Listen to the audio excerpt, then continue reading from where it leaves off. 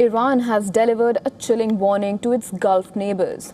It has said that any country that joins Donald Trump's planned economic offensive against Tehran could face retaliation like an earthquake. The threat came after Washington promised an unprecedented campaign of economic warfare and isolation against Tehran. Mohsen Rezai, Secretary of Iran's Supreme National Security Council, issued the warning in a televised address, urging neighboring countries to stay away from the U.S. campaign.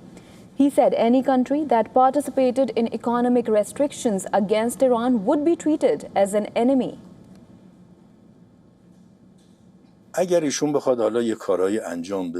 If he, Trump, decides to take further action, our response, our retaliation will be seismic. First, we will tell all neighboring countries and countries around the world not to join the United States in its economic war. Any country that takes part in imposing economic restrictions on us will be regarded as an enemy.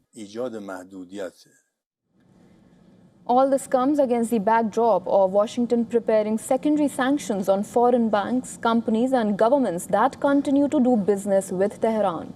The strategy is straightforward: force Iran's trading partners to choose between access to the U.S. economy and continued ties with Iran. U.S. believes the pressure could achieve what military operations have failed to deliver, compelling Tehran to compromise without launching a broader campaign of strikes. But Iran's hardline leadership appears determined to resist Washington's pressure campaign.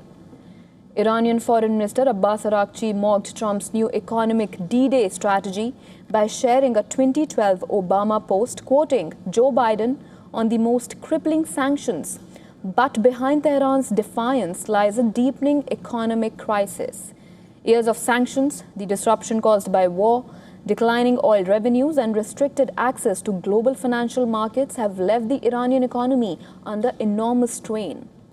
The UAE's decision to suspend trade with Iran has added a new and dangerous dimension to the standoff. Abu Dhabi has been one of Tehran's most important commercial links, and the halt in trade threatens to deepen Iran's isolation. Meanwhile, Iranian President Masoud Pezeshkian has defended the Memorandum of Understanding.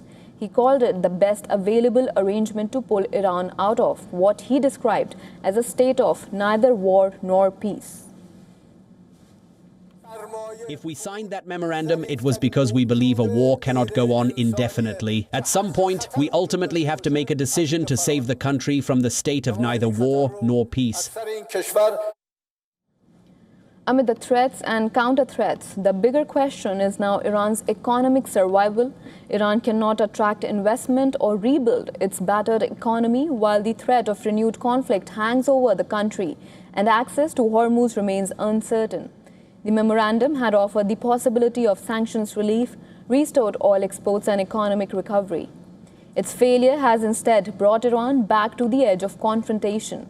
Now, with oil markets already under pressure and the future of Hormuz uncertain, a sanctions battle could quickly become a crisis felt across the world.